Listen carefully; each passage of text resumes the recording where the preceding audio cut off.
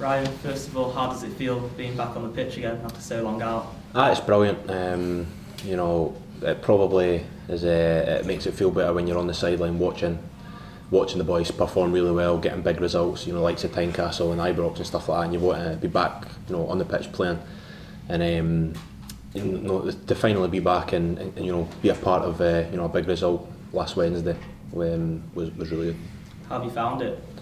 It's been tough. It's been different as well for the old manager, what I was used to. There's been a lot more in-depth analysis and shape kind of stuff to how he wants to play. But I knew that before. I had to go into the team. As soon as he walked through the door, that he was right on to me and Martin Boyle in there and told us exactly what how he wants to play and how he wants us to fit into his team. So it's been different, but I've really enjoyed it. It must have been difficult, obviously, not having the chance to show your stuff to the new manager, and not only that, you were out for the first sort of 6 months of his spell in charge. Aye, definitely. I think there's ways to to impress him in and about the place. If you're quite vocal and a bit of a professional about everything you do in the gym and how you are about the place. So I think me and Martin Ball have tried to do that, as well as soon as we're back, try and influence training and games that we play. How difficult was it just being out generally? It was really hard because that's my first, serious injury and long term. It did make it a lot better that I had Martin Boyle on the sidelines beside me. He's a character in and about the place, and injured or not, he's still a massive part of that changing room. The game against Kilmarnock, getting sent off, is that just sort of enthusiasm again for you, or is it something that the manager spoke to you about? It was the 118th minute of the game. I've seen a chance to stop a counter attack. And I don't regret making the tackle. I probably regret the way I done it. I probably could have just grabbed him or done it like that. But a lot of people have saying I've got a reputation of being rash and reckless, and at times I do. But if all the games I've played, for Edinburgh City and Hibs, that being my only red card and the way of it, I don't think it was that bad a tackle that probably endangering a player or going in to hurt him. It was just a case of trying to bring him down and I probably could have done it in a better way, but I'll learn for that. Aggression's a big part of your game, wasn't it? And that's something that for yourself you probably don't want to take away. No, definitely. I think that's probably the main part of my game. Not wanting to get beat and doing it in an aggressive way. To my teammates and obviously to the opposition as well. So, as I said, I'll learn for these. You make mistakes, you've got to learn for them. Obviously, the suspension was the last thing you wanted, and you're going to miss the semi-final as well. Is that a huge blow? Definitely, but the boys have shown on at the weekend there that with a few injuries in the depleted team, we're still good enough to beat a full strength beat and take points of a full strength Celtic team. So a couple of decisions didn't go our way and their way as well. But I think we've shown the last couple of games how good a team we are.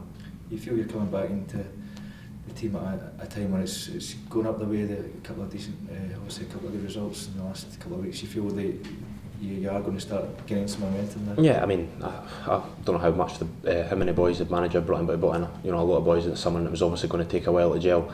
And at the start of the season, wasn't great. Everyone knew that, but we're starting to pick up now, and the new boys coming in, gelling into the team. It's took time, but I think it's paying off now.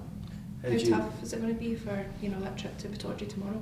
Definitely. I think us and Aberdeen probably aren't on the best of form recently, so it will be whoever turns up on the day and who performs well. But we know how hard it is to go up there. They're a good team, probably underperforming just now. So we'll see. We'll just take it. How it comes. Really. You come up against Sam Cosgrove before he's obviously. I think I've played against him. I think he came off the bench once or twice, but I've not started the game against him. He seems to be a guy who, whoever Aberdeen are playing, is always going to be dangerous. He it was one of the people that you didn't know if he was going to be really good, and then he just started to bang in the goals, and he's not looked back since. And if you've got a striker that's that prolific and scoring every single week, whether he's having good or bad games, he's still scoring. So he's obviously going to be a handful, and we've done a lot of analysis work on him to try and keep him at bay. Kilmarnock game seemed to be a bit of confidence back in your game, and you're coming right back well and stuff. Do you feel you're starting to get back to your best? And definitely. I think I've still got a bit to go.